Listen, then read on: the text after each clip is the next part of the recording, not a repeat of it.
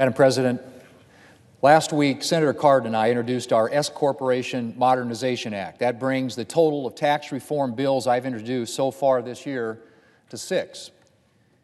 Madam President, 2017 was obviously a banner year for tax reform. In December of 2017, we passed the Tax Cuts and Jobs Act, a historic, comprehensive reform of our tax code that put more money in American families' pockets and helped spur growth in American businesses. The Tax Cuts and Jobs Act has been a great success for our economy and for hardworking Americans. But there are still things we can do to strengthen our tax code even further. As I mentioned, last week Senator Cardin and I introduced our S-Corporation Modernization Act. S-corporations are the most common formal business structure in the United States. There are nearly 5 million of these businesses throughout the United States, including large numbers in rural America. Despite the popularity of S-corporations, however, there have been few S-corporation-related changes to the tax code since this business structure was created. And there are things that we can do to make it easier for these businesses to operate and raise capital. That's why Senator Cardin and I developed the S-Corp Modernization Act. Our legislation makes pro-growth reforms that will make it easier for these businesses to grow and create new jobs and opportunities in their communities. Madam President, change is a human constant, but with modern technology, the pace of change has seemed to accelerate. American workers and American businesses face very different situations than they did even a decade ago. It's important that our tax code keeps pace with a 21st century economy. In February, I reintroduced my Mobile Workforce State Income Tax Simplification Act, along with Senator Sherrod Brown. Today, substantial numbers of workers travel to different states for temporary work assignments on a regular basis, and they end up subject to a bewildering variety of state laws governing state income tax. Senator Brown's and my legislation would create an across-the-board standard for mobile employees who spend a short period of time working across state lines.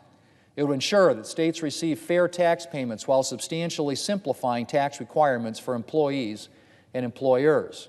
In March, I introduced 2 other bills focused on updating the tax code for the 21st century economy.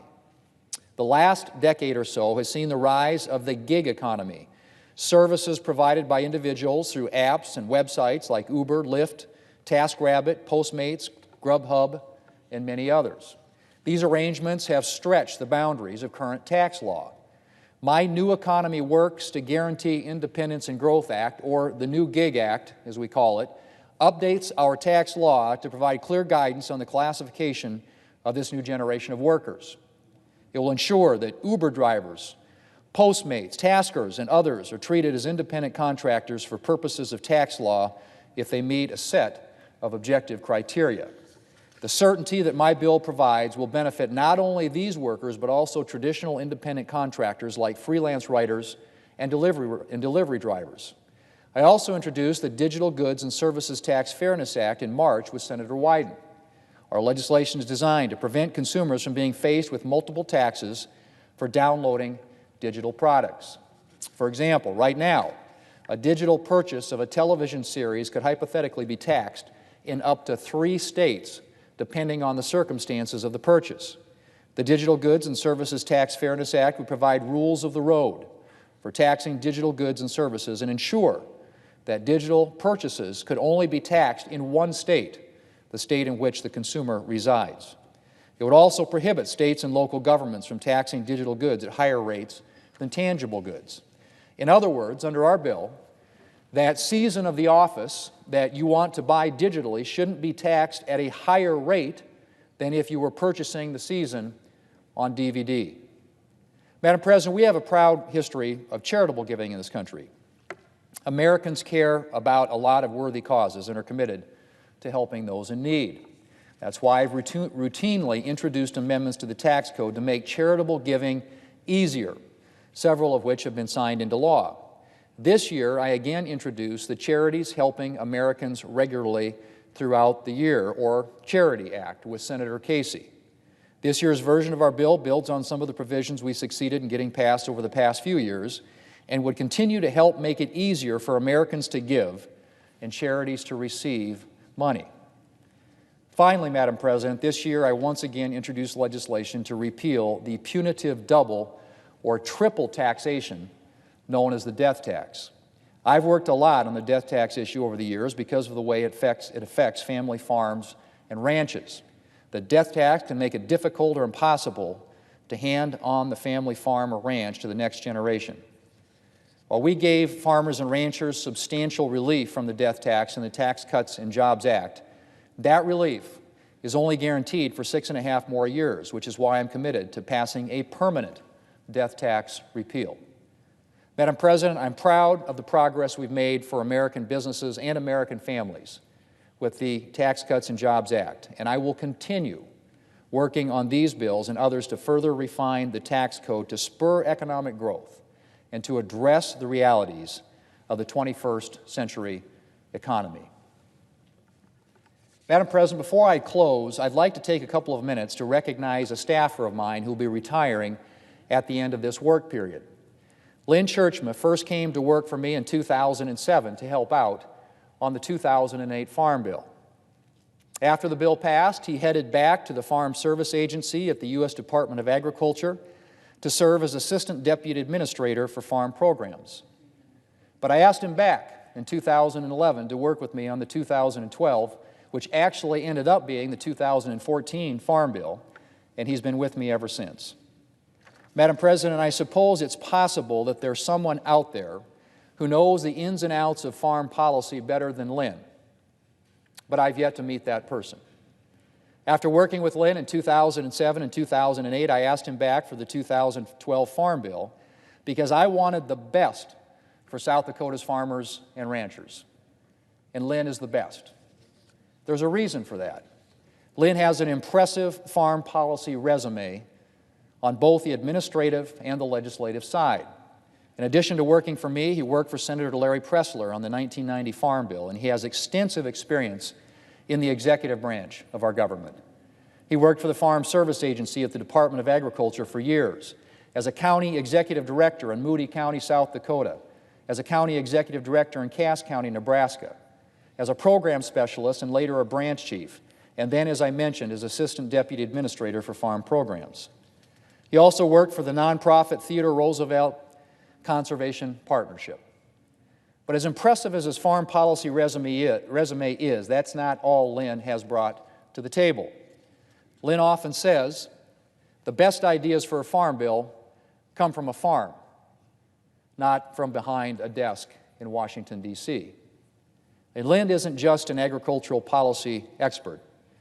Lynn is a farmer. Was a farmer, although he farmed a large spread for 15 years before going to work for the Department of Agriculture, but is a farmer. Lynn still owns and operates a corn and soybean farm near Platte, South Dakota. And so he has a deep insight into the challenges facing farmers and ranchers and how we can meet their needs here in Washington, D.C. Mr. President, I've talked a lot about Lynn's agricultural expertise. I've relied on it for almost a decade. And South Dakota farmers and ranchers are better off today because of the knowledge and insight that Lynn has brought to the table. But I also want to talk about Lynn personally. Every one of us here in the Senate wants smart and knowledgeable staffers. But in an ideal world, our staffers aren't just smart and knowledgeable, they also have the kind of character that Lynn displays.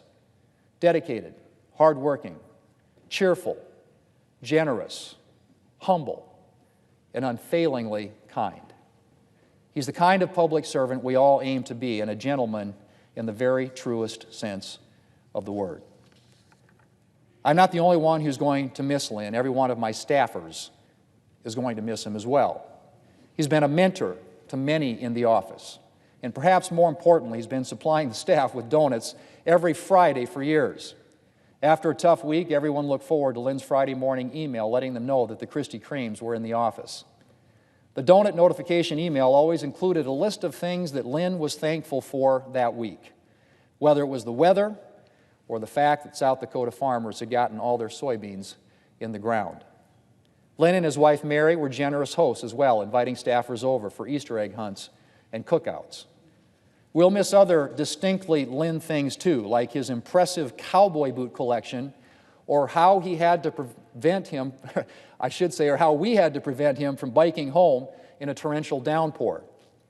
Lynn has logged more than 5,000 miles on his bike while working for me, traveling from his home in Alexandria to the Dirksen building on a daily basis.